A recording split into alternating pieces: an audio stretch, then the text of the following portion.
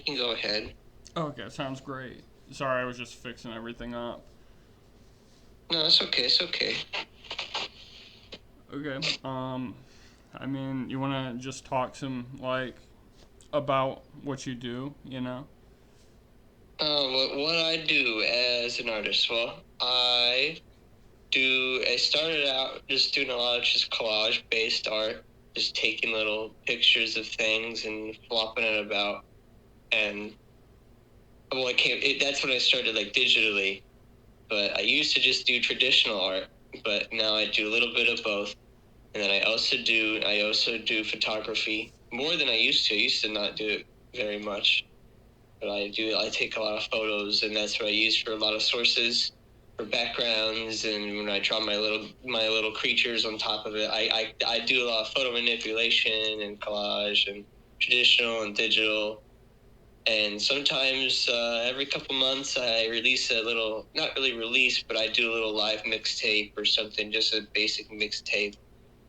And yeah, I do a little. I'm trying to do a little bit of everything. I want to learn a lot of stuff. Yeah, you have some really good stuff. Thanks, thank you. You're welcome. Um, yeah, I really like seeing what you're doing on Twitter, you know? You always have something interesting on there. Yeah, if I don't have something digital right away, it's like, well, I'm always drawing something. I can just show you some of this or that. It's always nice to have something to show, even if it's not like super crazy or anything. As long as it's nice or cute or decent, I'll Yeah. show anything. Yeah. Um, what kind of artists inspire you? Mm, that's always been a funny question because it's always just been like all the artists. Like I try to take something from everyone because I know that you can't just look at one person, spy from that, because that's how you get clones, and that's how you clone your style. And it's like you don't want to clone it. You want to be an offset. You want to individualize yourself. And so right now, I would say that some of my closest inspirations are uh, Connie Kimmick is a close friend of mine.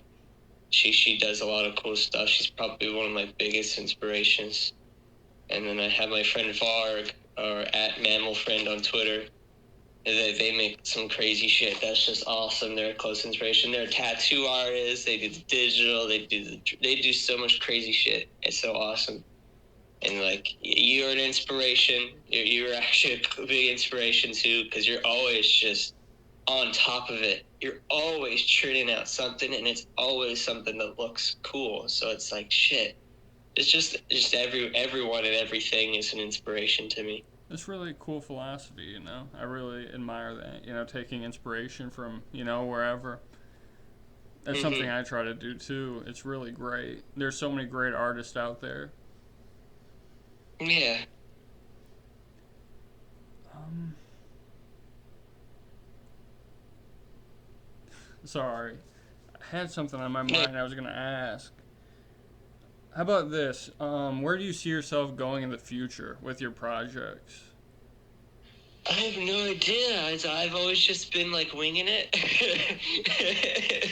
So, but I mean, I do have projects in the works. I've always had this set project where I'm drawing all of my friends, and I just never get around to it because I'm always just I'm still learning a lot. Like I know it sounds silly when you look at my stuff, but like I'm still an amateur, and like there's just a lot of stuff I still need to improve on.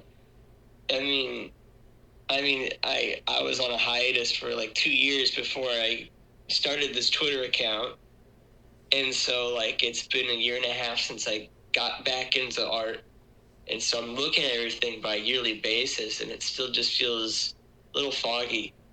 So who knows where I'll be a couple years down the road, but I do have a couple of collab projects in the works. Yeah, and I got some commissions. I got a commission that I'm still trying to hear back from them for some references. I am commissioning people for my Sona, so I'm always updating my image and how I am on internet, and I'm just evolving in just every single way constantly. Nice. Oh, and I wanted to say, if you have anybody you wanted to link, like in the description of the video or anything, just so people can find, your friends or anything, any links, just send them my way and I'll put them in. Yeah, I'll drop the names I mentioned down here. Yeah, they need that recognition.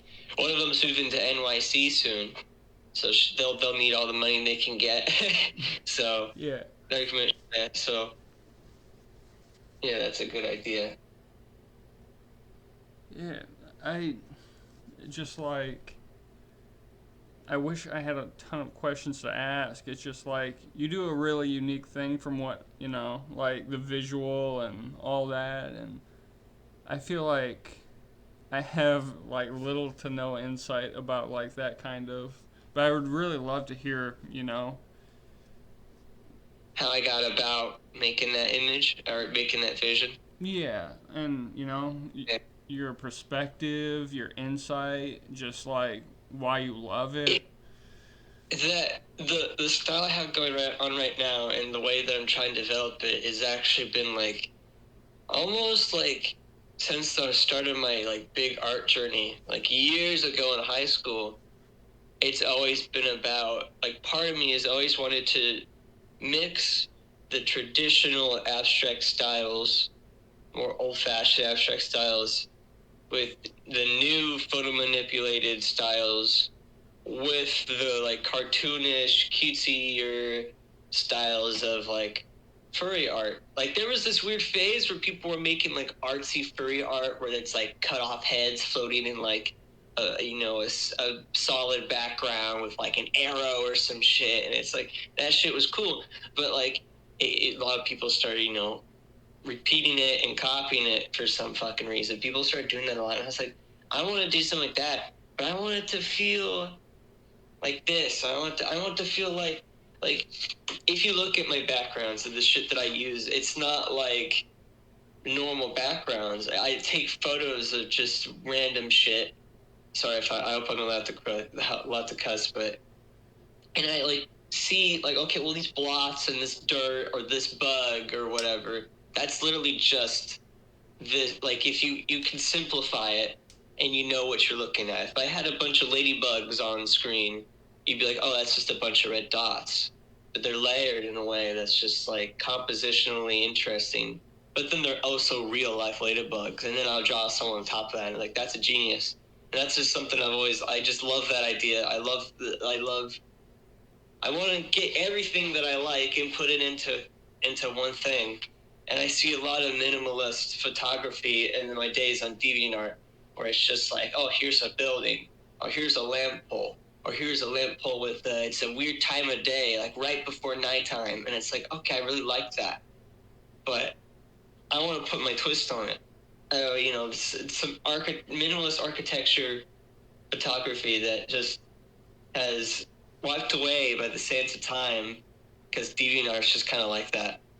Yeah. I mean, a lot of art tends to be like that. It's the internet, but it's just. I mean, with photography, it's just now people they're just always churning stuff that you see a lot. But it's just not saying that no one's original, but it's just no one's like people are just sticking to one medium, and I'm like, well, I'm gonna go nuts. I want to go nuts and add all the mediums I can. I actually have small ideas to get into puppetry. I want to make sock puppets and make a music video of sock puppets. That's the thing I'm gonna do someday soon.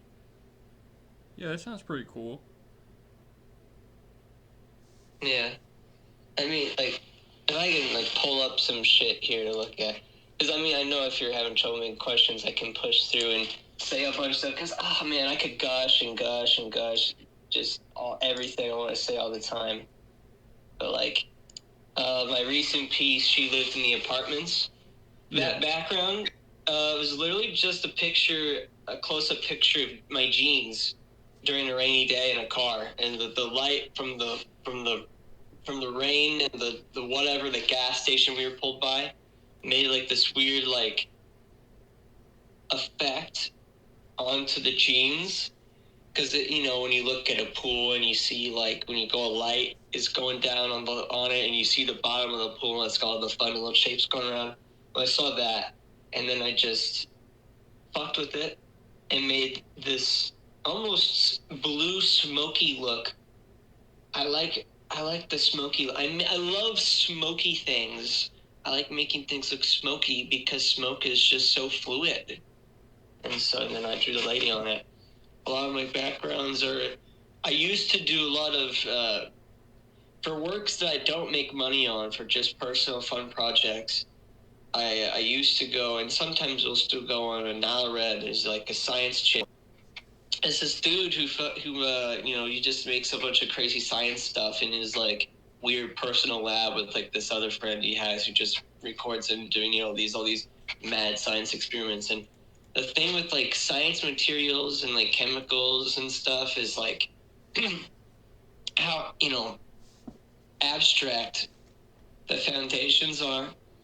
When you strip away the humanity of chemical reactions and you just think about something like the Big Bang or something like that, it's just a bunch of shapes and colors and textures combining. They're almost it's almost as if that stuff's alive itself. Like it's crazy. Yeah. Like just like when you look at a beaker and you got whatever, some stupid long name of a thing mixed with water, just, oh yeah, it reacts with water in a stupid way. And it's like, that looks so wicked. Let's take a photo of that and draw something on top of it. And I just like that.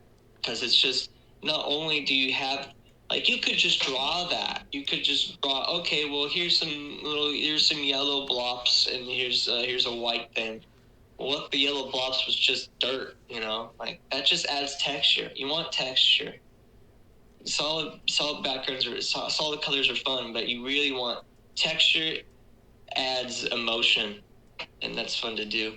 Yeah, that's something I try to get with a lot of like the sound art I do. Like, I think texture's a really important thing.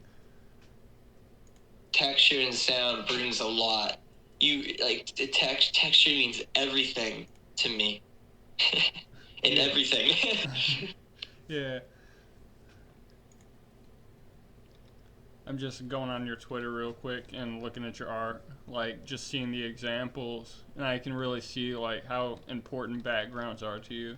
Just from this first picture of workplace toxicity, and it's got like, what kind of background is that? Was that something you talked about here?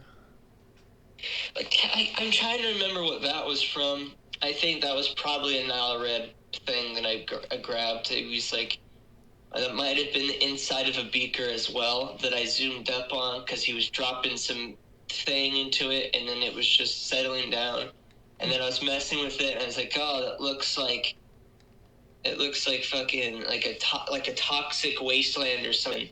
And then I was thinking, I was like, well, what can I do with that? And then I just thought, a guy who's got workplace problems. And then that just came with that. I need to get more brushes. This is like a prime example of me needing to use more brushes because like this is good up close, but you can tell like because the default paint brush is just a circle. Yeah. So everything rounds out. You can tell everything's rounded out. And he's like, oh, that's my style. It's like, sure, but like I need to use more brushes and extend things because it's just shit, But things are coming together. And those chainsaws used to have like logos on it, and I was like, well, I don't want logos on my chainsaws, so because what if I do want to move this guy over to a T-shirt or something? I don't want those. I don't want that being part of his image that there's logos on it. So it was really easy to just draw over. It was like STIHL, still fuck that company, and I just drew over that with the gray and just called it a day.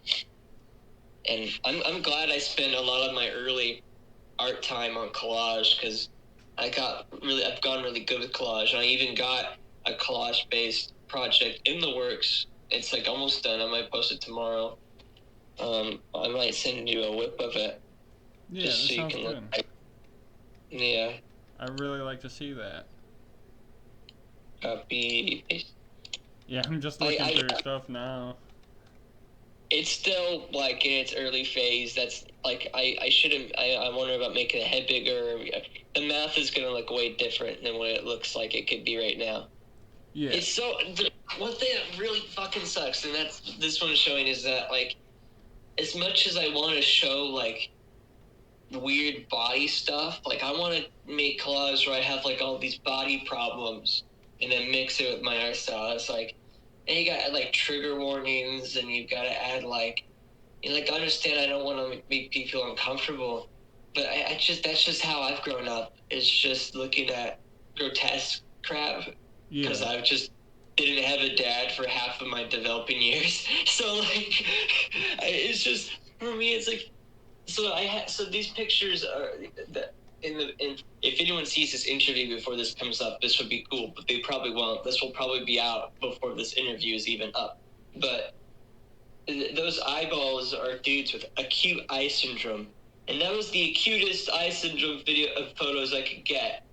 If you look closer up, it gets a little gross, but like the thing is like when doctors say acute something, that shit's obtuse as fuck. That is not acute at all. These guys with like tomato eyeballs, and it's like, yeah, it's acute. It's like, that's not acute. They shouldn't have the word cute in the title. You know what I mean? It's, Yeah. God, how many of us show this to anybody? It's like, as much as I want to just go ham. Like I just can't go ham sometimes because I don't want people to throw up while eating like cereal. You know, I can't do that. Yeah.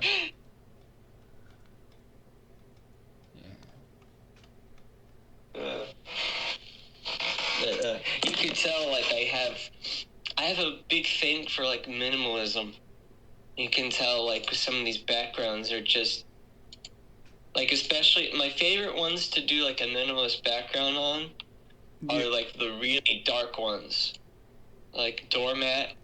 Doormat is probably one of my most favorite backgrounds I ever made, even though it's like there's not a lot. It's just how these lines in the back smooth out. It's just very exciting. I have a really big minimalist piece, like the most minimalist thing I've ever made ever. I'm gonna show that to you in my DMs here. I'm still thinking. What I really need to do for it is make like a really good title for it, because I'm kind of gonna have to work off that. when you have something so minimal, sometimes you just really need. Yeah, you're gonna need to turn the brightness up on your computer, maybe. That is literally just a picture of a pole, but it's so dark that it just looks like a line, and it's just awesome. I like it. It's really nice. Yeah, I'm gonna make something with that. I'm gonna make a cool title with that. It's so cool to just subvert people's expectations. You look at this, all these cute little critters, and then I just want something that's just ominous. That's just cool. That's just cool that I flip that vibe around. That's so cool. Sorry I'm going off and off and off, but I don't know. Yeah, you're okay. Have you ever thought about putting all these images in like one place? Like, I don't really know how to. I'm told that's a good thing to do, is to, make go on like a gallery website and put those in. It's like DeviantArt's kind of dead. I could make a new DeviantArt.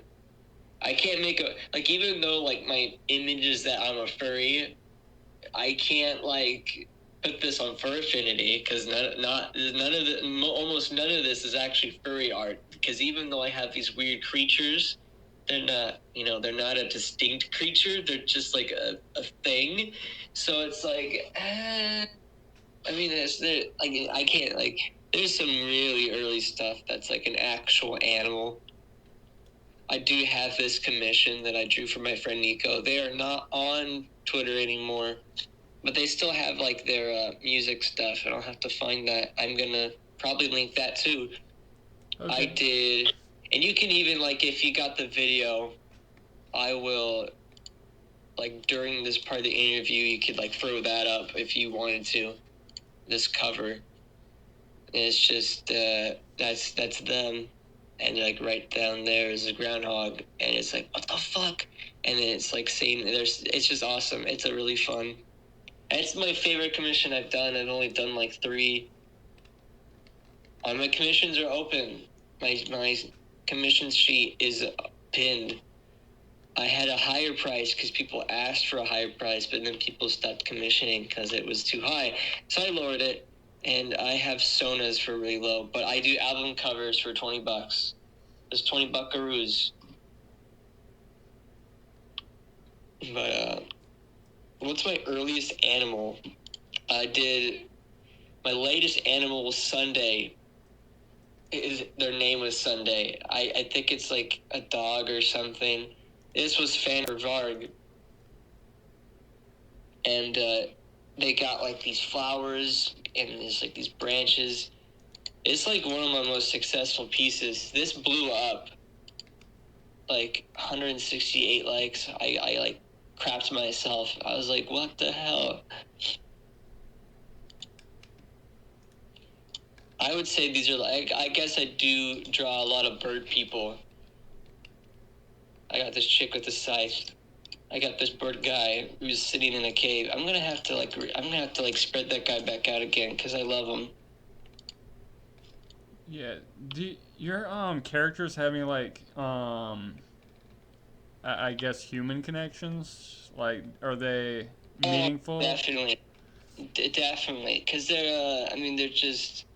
They just live a normal life, for the most part. So. I mean, I don't have. Not everyone has like a full backstory, but they have like something going on that's going on in the image.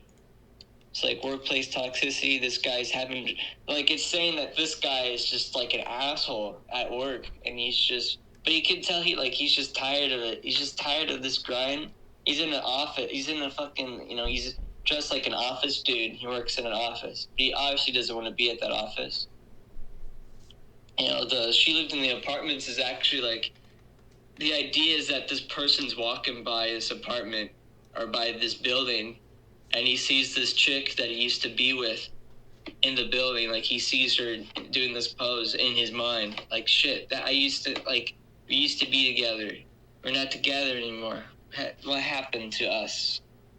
We were going to be something special. Rose wasn't supposed to be the girl being happy. I don't try happy to confront something. Confrontation issues. Doormat's a big one. Because, like, you have 2 faces here. Because you got this person on the top who's the body, and then you got this person at the bottom that makes the feet. And it's called doormat. Because they're being taken advantage of by this person who's the actual body. This person's just the feet part, Yeah. But, yeah. A lot of the ones before... A lot of the ones before November 24th weren't very intense. They were kind of just people in, like, funny situations, like, funny characters. There wasn't any, like, meanings going on, really, because I was still just kind of going through things. I did have one called Bully, and that one's kind of like a beta, like, test. I'm trying to do that. But all the way up, the last one I want to push through, I'm sorry I'm mentioning all of them so much, but rejection sensitive dysphoria is my biggest piece, and that's about rejection sensitive dysphoria, which is an actual thing. A lot of people with like ADHD have it. A lot of neurodivergent people have it because of like the way that they're raised by like abusive people, and then they've just grew up with this thing. And so I made a thing based off that. And this drawing, I had this tiny silly notebook that I brought to my old job, and it's this silly little, it's got like Lego designs and crap on it because we got it free or something. And so this deep drawing is in this little kid notebook. It's my best thing, and it's not even on a proper paper. And I just I didn't even like retrace it. I actually just inverted it, and I really wanted like the thing with like pen, like how it's drawn is that when you're trying to make like a negative feeling specifically like that, pen, just traditional feels so much better than like digital. Digital works for a lot of things, but when you want to be visceral, it's not very good, unless if you're like a professional. It's just when you want to be visceral, traditional is where you want to go, and I wanted to keep that, so I just like inverted it and just blended it in, and it worked out perfect. Apparently it did. Apparently people really liked it, but like it's my favorite, one of my favorite pieces, and it's a lot of other people's favorite piece. And I'm glad they really like it. It makes me happy that people are actually seeing it and listening to my feelings. Yeah. Yeah. I'm just looking at the ones you're talking about. I really like, your style and the deeper meanings to you, especially. I really love your perspective. I think that it's really important. Mm-hmm. Yeah, I really love, your creative vision, and I really love how you bring it, to life. Thank you, thank you. You're welcome. I really just like want to like make a world, you know. A lot of artists just want to make a world that represents themselves and stuff. And I don't even feel like I'm at like as much as those were like my recent peaks.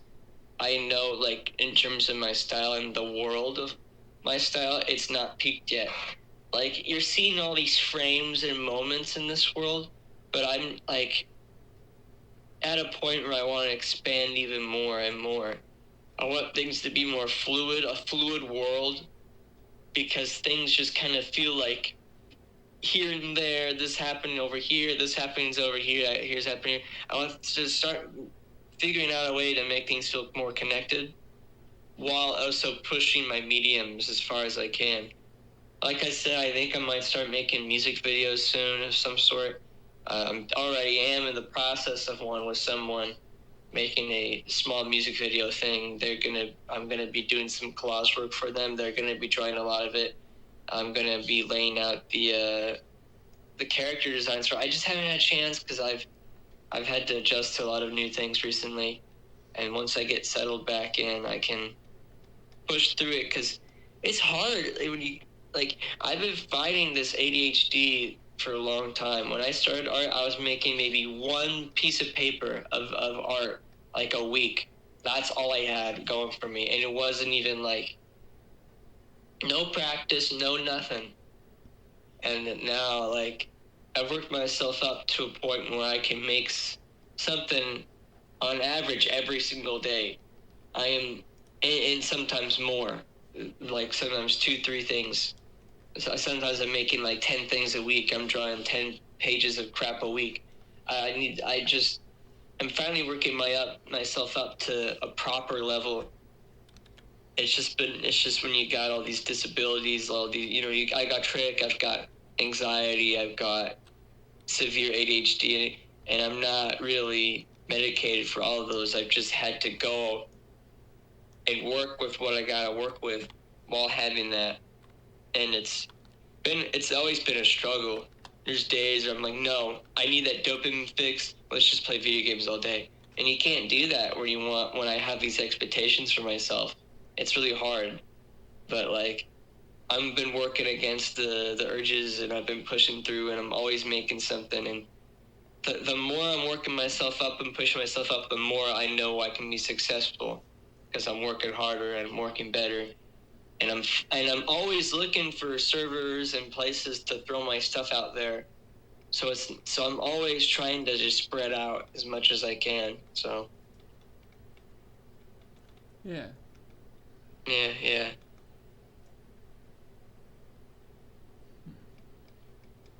Yeah, I can Yeah, really relate to you too. sorry. I can really relate to you too. Um, Especially the thing you said not too long ago about like trying to build a world. Like we're not quite there yet, but we're in the process of really perfecting our craft so we can get to that place where we can really showcase what's going on in our heads.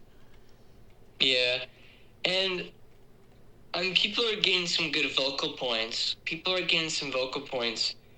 But, when you've got, like, things like workplace toxicity, it's always just close to exactly how I envision it, but sometimes things aren't just 100% there, and I'm always just, like, a little bit off from what I actually want people seeing. Like, a lot of these, I've been pretty proud of them, but some of them is just like, oh, I'm just a little bit off. I want just a little more. I got a new follower? Oh, hello, new person. But just, like, I wanna push it. I wanna go nuts. Going nuts is, like, the best part about art, is that you can go nuts. Yeah. Yeah. There's no rules. I wish more collage artists got bigger. I don't know why. That's the thing about Twitter, is, like, some of the best niches in art, in my opinion, are just so underappreciated. Collage artists, like, specifically collage artists, that's like their thing. They're always, a lot of the time it just feels like they're on their own. I follow so many, but none of them really follow me back. Well, a couple of them do, but they're kind of on their own. They don't collab with other collage artists. They don't, like, it's always just like, oh man, why is there not, like, a server for collage artists? And then it's like, there's all these other, like, no one said the word cubist in, like, 10 years. That thing collects so much dust. Like, people don't say the word Dada because, like, that's just what memes are now. Like, pretty much at this point. Like, I mean, it's just, the art world has evolved so much that some of those terms are just so dated. And it's just like some art styles are just dated. If fucking was it Bosque? Is that how you pronounce his name? Like, he's a legend. But if he came around today, like, would he have made it? Like, if he didn't exist back then, but he existed now, like, like, I don't know, maybe he'd do it right. Maybe people would try to take advantage of him. Maybe people would steal his art. Like, I don't know. Like, when you look at Best Way, everything's so stiff. But he's just throwing what's in his mind and directly throwing it onto the paper. And, like, a lot of artists were more abstract. A lot more artists were abstract back then. In the later, they're the before 90s, after 20s, around 20s, a lot of this area. Well, even the 90s, the 90s pushed into these other Y2K aesthetics later on, and but, like, it just wasn't formed into something as much. And it's like, because we form it, we personify them, we personify these abstract shapes now, but they weren't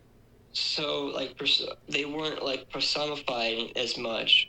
Some artists did do that, but if I remember some names, I'll throw them out. But it's just a bunch of shapes and stuff. But it's so complex and interesting and cool. But it's like, if I threw that up on Twitter, like, is anyone really going to pay attention to that? Which is so fucked up, Yeah. Like, this algorithm sucks, and we don't want to go anywhere else because everything else is dying out. It's like, where do we go? We're just stuck in this hellscape. Yeah, true.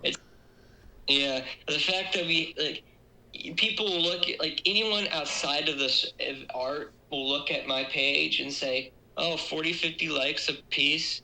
That's all right. That's whatever. It's like, no, that's a fucking achievement. That's so fucking hard to get. There's, like, I'm pretty sure, like, 70% of accounts on Twitter are, like, people who want to be artists. And only, like, a little less than a third of that can pick up anything. And even less than that can pick up more than anything.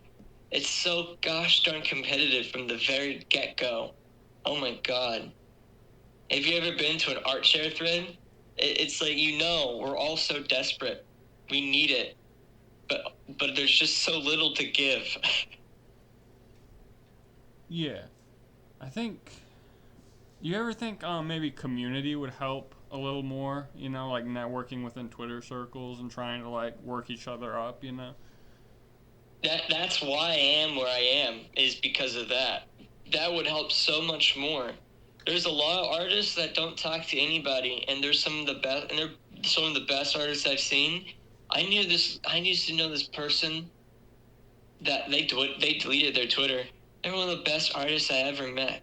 I got like a crush on them just based on their like art and their personality. Like I fell in love with this person, but they had some disorders that were like that just made it hard like to socialize, but then also it messed with their ability to trust people.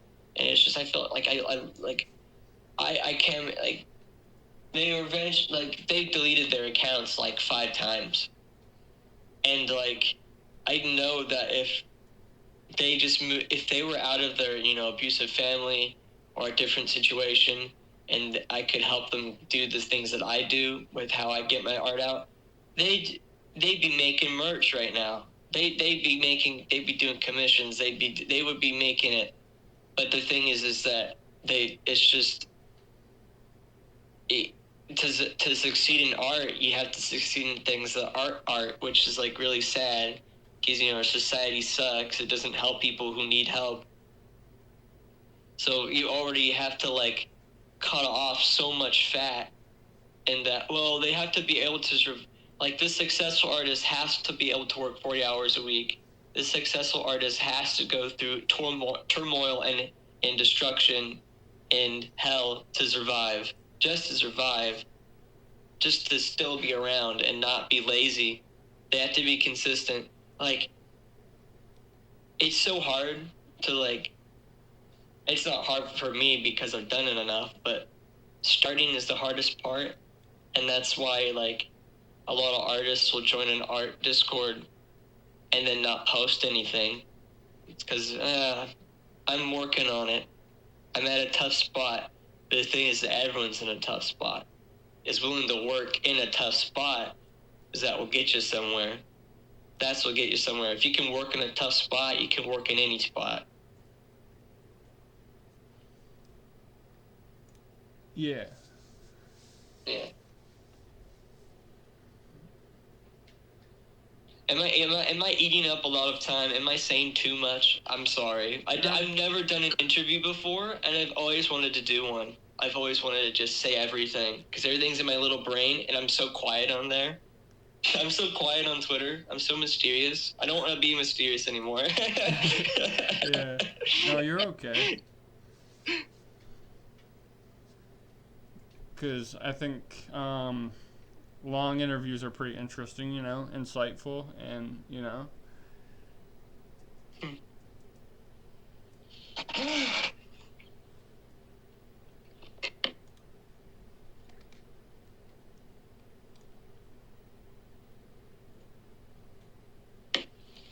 People are coming back to Deep Sea Loneliness. Did you retweet Deep Sea Loneliness? I forgot I even made this.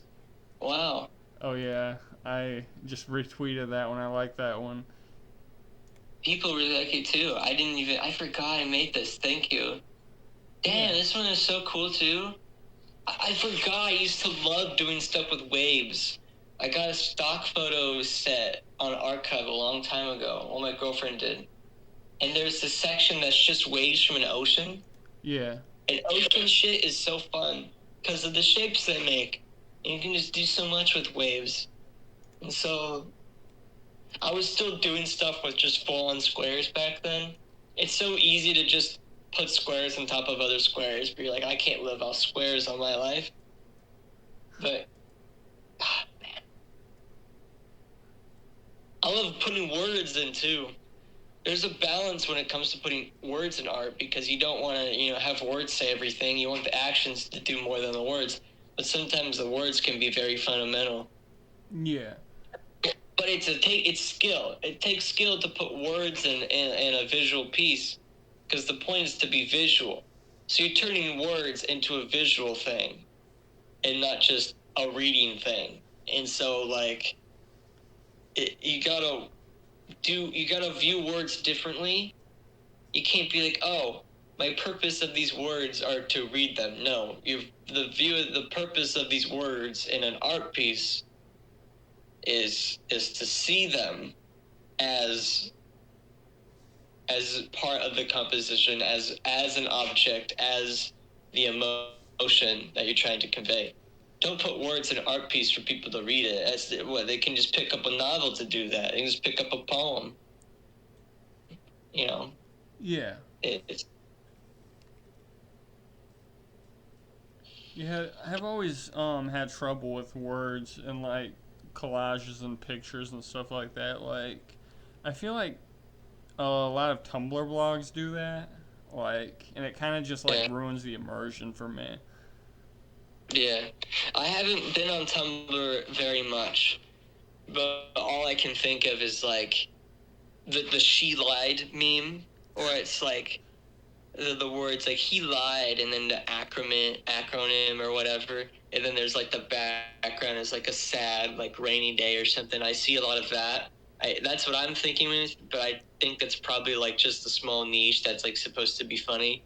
Yeah, that seems like a Pinterest kind of thing.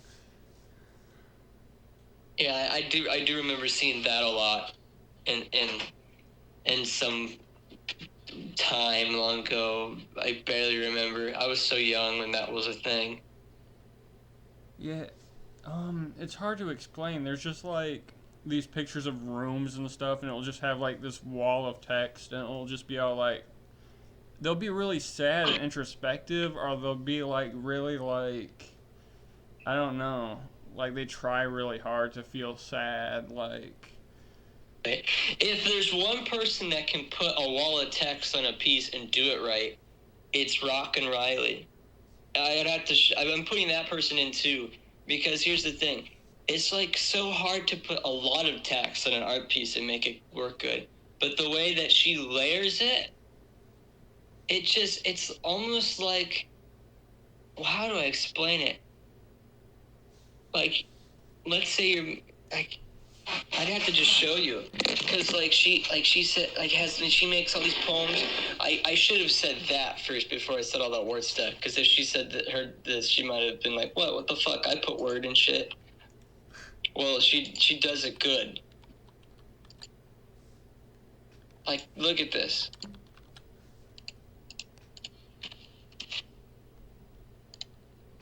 Like, what is that little squiggly? What's with these little lines, with these little squares and stuff? Oh yeah, that looks cool. Yeah, she's a legend. Let's see. This this one's awesome too. Yeah, because it's like man. She just puts layers on top of layers and top of layers. She probably puts like 9 million effects, but she makes it layer right. She makes it more than palatable. Makes it very enjoyable. Yeah. I love how she does that.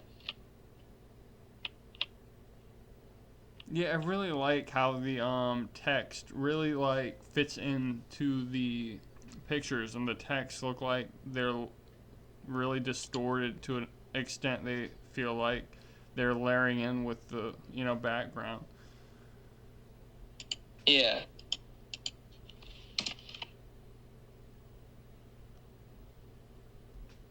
So it's like when I say like, well, you don't want to put too many words in an art piece. It's just like you just pick a poem for that.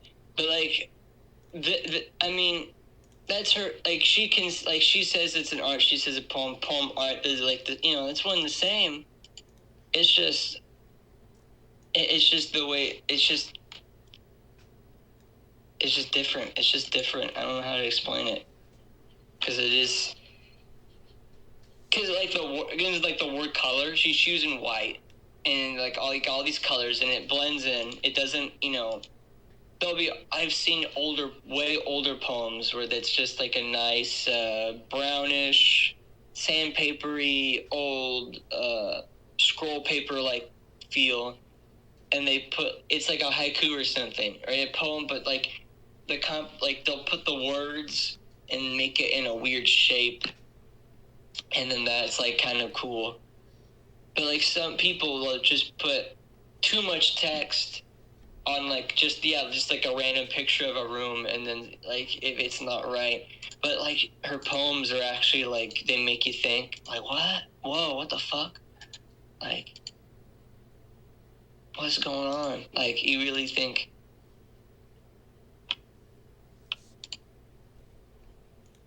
Here, let me see. This one's like one of the best ones. Look how much shit is in this. It's like a TV thing, and then you got like these upside down like footage of traffic, and then oh wow, the blur, and then like the charcoal around the words. The words you can't read them too well, but like that's like the point, I think. Yeah. It blurs in.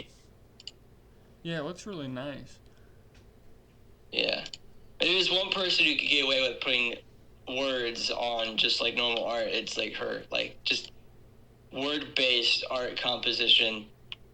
I wouldn't say word-based, but because the thing is just like she really cares about what's going on around the words. A lot of people don't do that. They're just like, oh, well, here's a sad image. It's like, no, this is me. This is me. Individuality, baby. Yeah. Yeah. I feel like I'm over-explaining, but I really wanted to, like, explain that, like, it's okay to put words in art. It's just the way that, like, you and me see it. We both know what we're talking about, but not a lot of people who are watching this are going to know what we're talking about. So I just wanted to clear it up. It's, like, okay, but, like, it just takes skill. It just takes skill to do that. Man, yeah. And like she's an influence too. Like all the people in the show and all the people I've been talking about, pretty much like a ton of the people I follow like way too many people. People talk about follower to following ratios and shit like it matters. But like the people I follow are people I really like. I follow like way too many people, but it's because I like them. I like them all. I like all their art. If I don't have like a best answer for who my inspirations are, but you know, if you just go to that following list, that's probably like most of them. Yeah.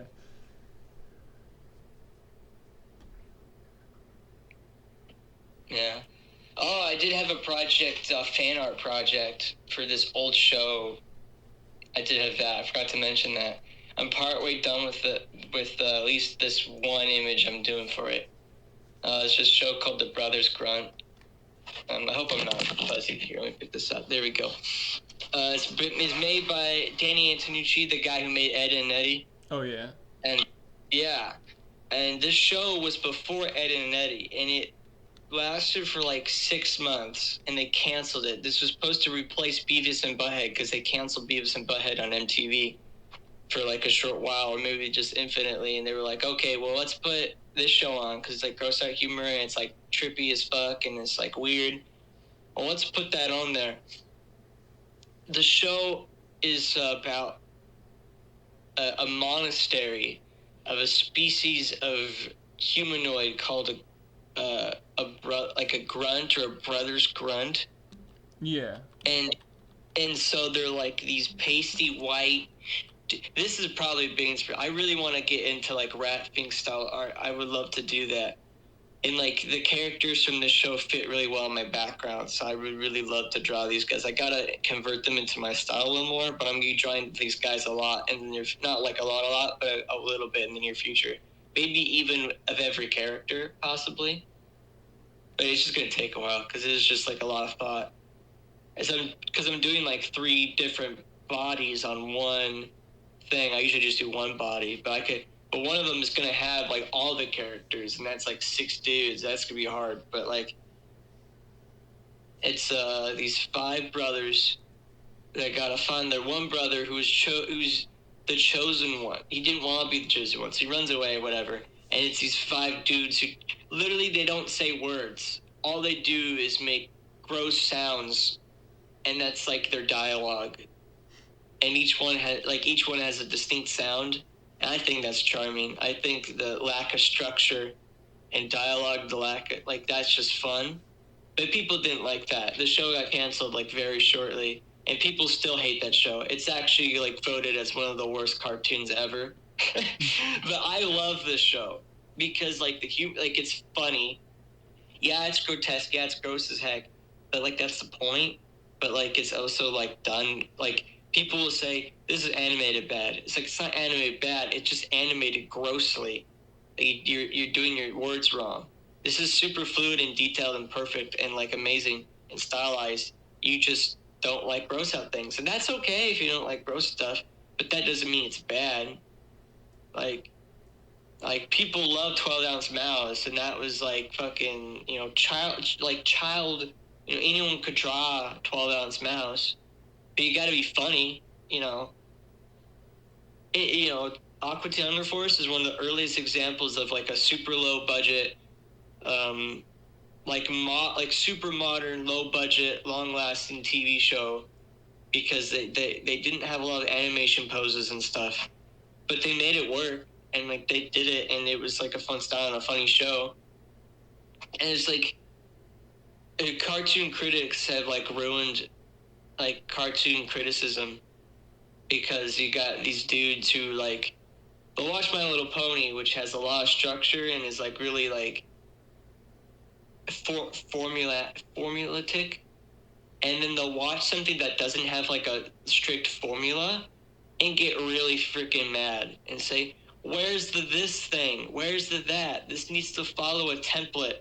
It's like, are you stupid? It's art. It doesn't need to follow a template. It's art. Wait, Salvador Dali would have made something like this. You think he followed a template? You know what I mean? Like, that guy drew stuff based off his own dreams. You think dreams have templates? You know what I mean? Yeah. It's like, people are stupid. True. You need to. It's just. But yeah, I love the show, and I'm drawing stuff for it, and I'm gonna. I even have my location on Twitter as the Brothers Grunt Monastery, and I hope someone will get that reference. Probably no one. I'm like the biggest fan of this show. I'm probably one of the only people to like watch every episode. Yeah. In the world, in the universe. But I spew about it because it's just so unique.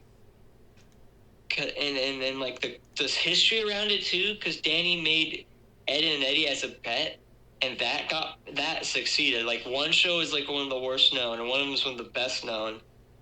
His art style is so unique. I love his art style. There's nothing like that anymore.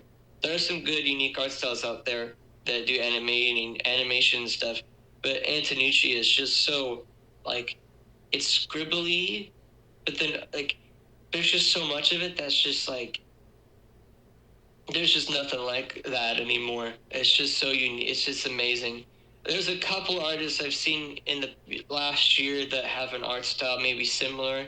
There's people who can imitate the art style really well, which is impressive, because it's like there's so many little features of Antonucci's style that make it its thing.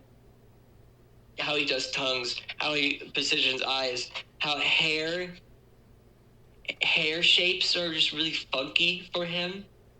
Hands, how he does like jeans, how he does pants, just like everything everything is just like unique in a way that's like, damn, how do you copy this? You have to think of like every single little thing is a little like that, and it's just, God, what a legend. What a freaking legend. But I don't know. I hope to get to that point where it's just, I want to be so unique that someone looks at my style and says, how the fuck do I draw that? Yeah. even if it's simple and they can copy, like they can trace it, sure. But they're like, how did you think of that? What? And it's like, well, I don't know. Just think hard. And then they get mad. Like, shut up. I don't know. Like, I don't know, think harder. I don't know, make art. I don't know. Damn, this thing's going on for an hour. This is the longest interview I've ever had. And did you say it was your first too? yeah, that's why it's funny. Yeah. Are there any other questions? I mean, I hope I'm only like. I hope I'm near the end of it. I don't want it to be halfway through and then you're sweating like, oh, geez, how do we fit 2 hours into this? I mean, if that's, what you want to say, I don't want to stop you, Well, I'm just going along with whatever is, on the list of things, or I'm just here, I'm just vibing. Yeah. Yeah, I don't really have a list of things to go down. I usually just talk about whatever's interesting, Yeah. Yeah, it's almost like a podcast. I thought about starting a podcast too. It's like, if you want to make a list of things I'm planning on, it's like a puppet show, a podcast, music video. I got I just want to do everything, I guess. Yeah. Like a podcast sounds so fun because I'm so talkative and I'm always saying silly stuff. I could just talk off my brain for 10 hours. I had a podcast of just like myself saying things. I could just go on and on and on and on for like 10 hours because I'm just so, the ADHD kind of does that. But like, as long as I'm like directing my conversation in my head, because that's like the hardest part. It's so hard to direct things. Yeah. You just want to talk. When you're me, you just want to talk about everything. Because everything is just weird to you. When you're just like me, I guess. I don't know. Yeah. I never really thought of this like a podcast, but I could definitely see how it is. I always thought it was just like a kind of vague interview. Yeah. Oh, yeah.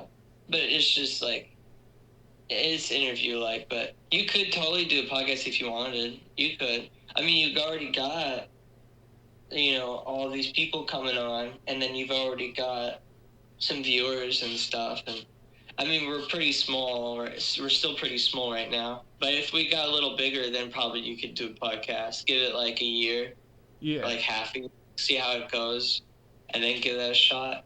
There's funny, like, a lot of projects that I thought about doing when I was a lot smaller, I'm like, this wouldn't work out at all. And now I'm like bigger, and I'm like, oh, this would actually work out better because people actually pay attention now. Like the mixtape thing, I wasn't even thinking about doing that. That was an impulse thought.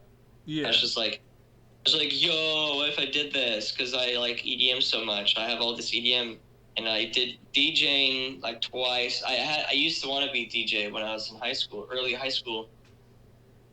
But then I was like I got grounded a lot, and I got my influenced by a lot of critic type people, and like it influenced me to just like, and like the problems I was going on with life, it was just like, I give up. This is dumb.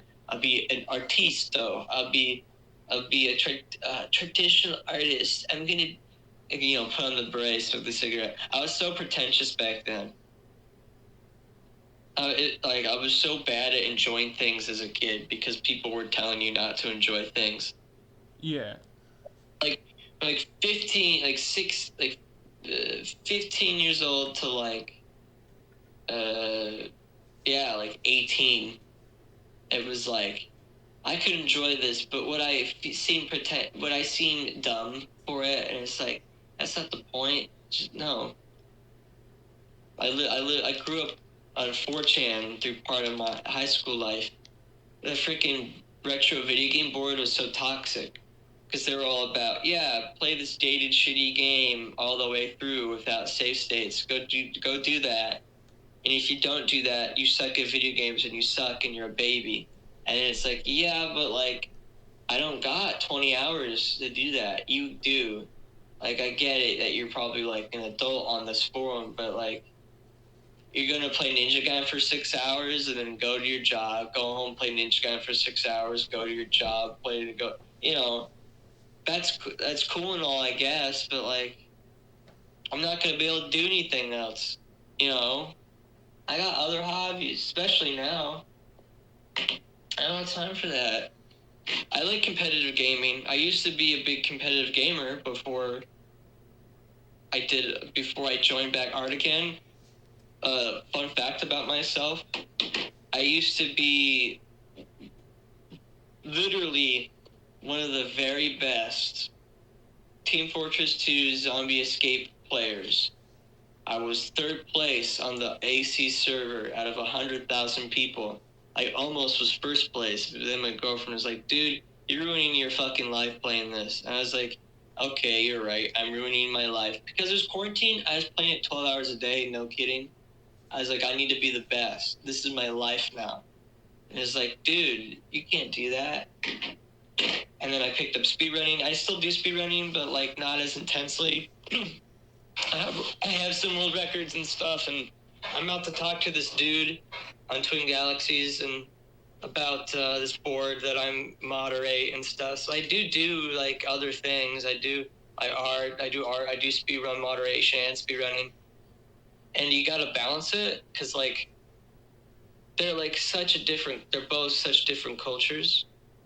Like speedrunning is like, just play video games, but play them forever. Play them all the time and don't stop playing and just grind it 8 hours a day. And it's like, sure, if I was doing like a really big game, I could get some fame off that. I can make a living off that. But that's such a high risk, like for that high risk, maybe high reward.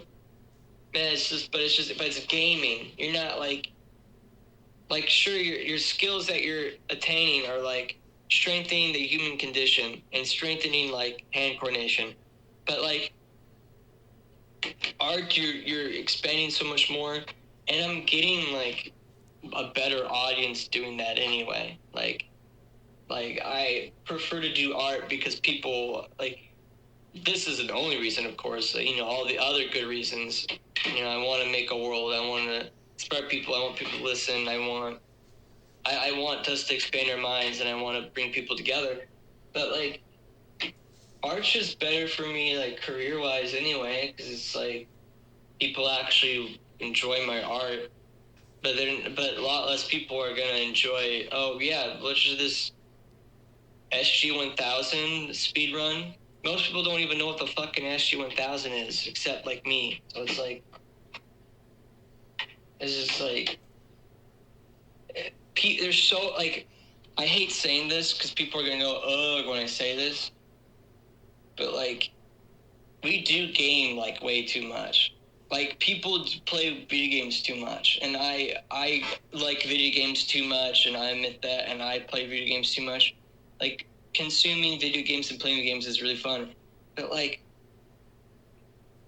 it's like it's really shooing away people from creating, because we have the 9 to 5 work ethic, and then there's this Goomer post I saw where it's like, oh yeah, this is how people want you to live now. You work the 9 to 5 office job, you go home, you don't be creative, you don't do anything cool, you only explore the world 2 weeks in a year, and then you sleep a lot or whatever. It's like, okay, but like, I can be creative outside of work. You can't tell me not to be creative outside of work. You just accepted that. You know what I mean? Like you could totally work the 9 to 5 and be creative. If people were working 9 to 5 and accepting they weren't be creative, there wouldn't be any artists right now. Like, there wouldn't be anyone that actually has a career. I hope people realize that like, most successful artists work like 50, 60 hours a week. They're working the 40-hour job, and they're working on the art 20 plus. That this isn't just a hobby. This is my life. People don't get it. This is our life. I'm making shit. Yeah, I've always wanted to say that. I want to let that out because it just makes me mad when people say you can't create when you work a lot. It's like, you can create anytime you want. You can still sleep 8 hours a day too. That's the thing. Like I get it. I hate working 40 hours a week because capitalism sucks. We should be working like 30, 20 to 30 plus, 35 at most. Like, I get it. But, like, you can still do something with your life. I don't know. Sorry about that. I'm just like, God, that shit makes me mad. Yeah. And I wanted to ask too, what kind of games are you speedrunning? Speedrunning, gee, it's kind of a rough spot right now because I go in phases where I do it a bunch and then I don't. I was kind of on the edge of like not doing it for a while. But recently, like the SG-1000, it's Sega's very first home console. I'm actually the person who moderates most of the games for that console because there's only like 4 games on the board for it, but I moderate 3 of the 4 games. I moderate a couple arcade games. I got Rally X. I revamped that board completely because the moderator abandoned it. So I revamped it, added its little cute picture. I ran it. I might come back to running it again and up my time. But right now I'm looking at Twin Galaxy high score boards. You might see me pushing. I was gonna start doing live streaming for like a little bit, so I could live stream like speedrunning stuff. I have pinball on the NES. That's actually kind of a big one for me because it's a big game on the board on the site because it's got like 30 runners, which is like more than like most games, to be honest with you. Right now I'm 12th on the main category out of 29. That's pretty good. That's like almost top third. And so I plan to try to push that up more. Like, I do have a couple connections in speedrunning. I am an Atari 2600 speedrunner. My biggest thing there. Like, I'm talking to this guy named Garrett Holland tonight. I'm going to DM him. He's pretty much, like, the best gamer ever. I'm not even kidding. He has, like, all these world records and, like, all these shitty old video games. And it's like, damn, this guy's... And he looks like fucking Agent 47. He's got, like, the dark sunglasses and he's bald. He looks like a badass. And it's like, geez, this guy, like, is the best gamer ever. I have to talk to him because I have world record in 200 car. I'm passing the first level of the game for speedrunning. And he has, like, the fastest time on Twin Galaxies. I mean, it's not like an official time because it's by points on there, and on here it's by time. Like, speedruns by time, Twin Galaxies by score. But I'm like, right, fucking, like, what if I asked him, oh, do you want to try it out yourself? See if you can beat me? Because I did better than him. How does that just happen, you know?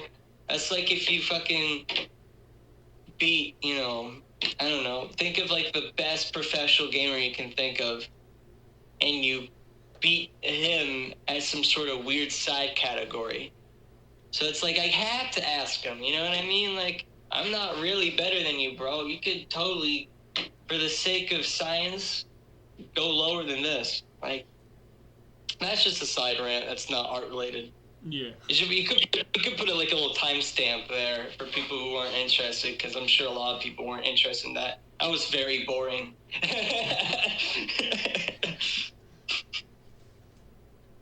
Oh, my throat's going out.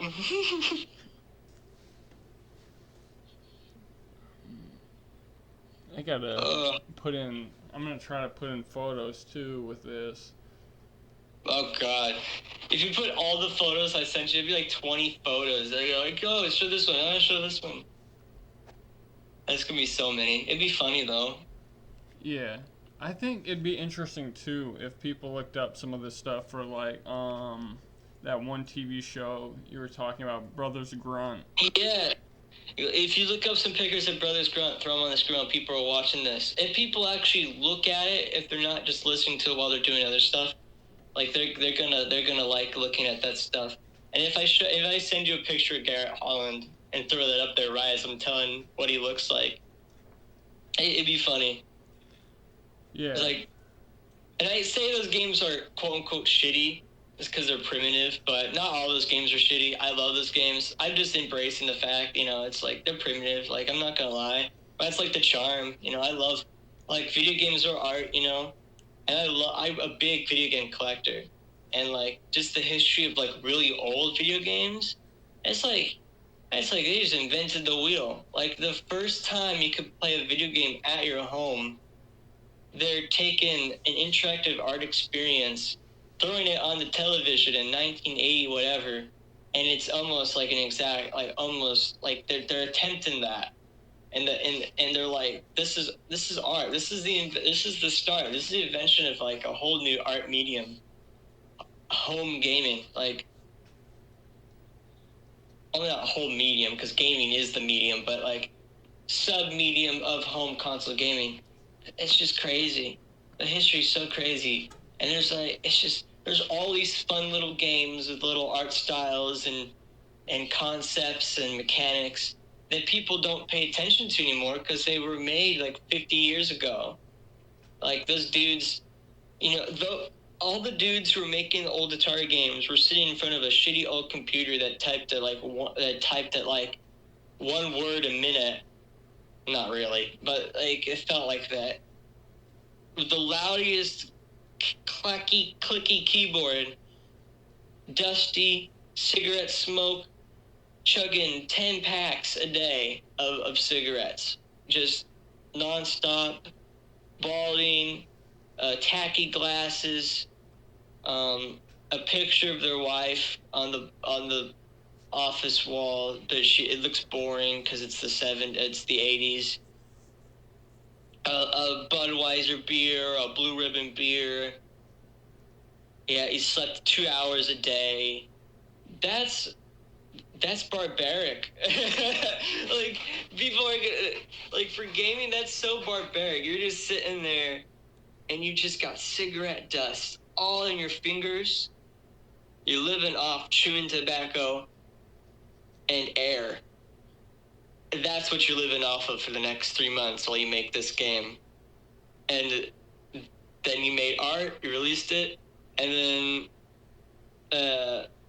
a really, really gay trans person like me comes across it 40 years later and says, "Whoa, this is so cool," because they're just a dork. And it's like, wow, this world is so small. That's so cool. I guess we should probably end it here. I don't want to hold the rest of your day too long. But I had fun today. I had fun talking about all this goofy stuff and letting my brain junk spew out. Yeah, it was really cool. Yeah. You want to try for a part 2? And what? You want to try for a part 2?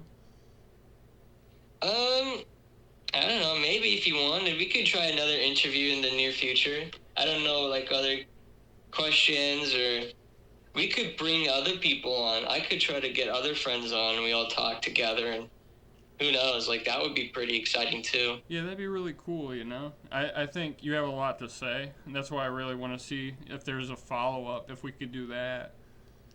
Yeah, I could bring up some more artists.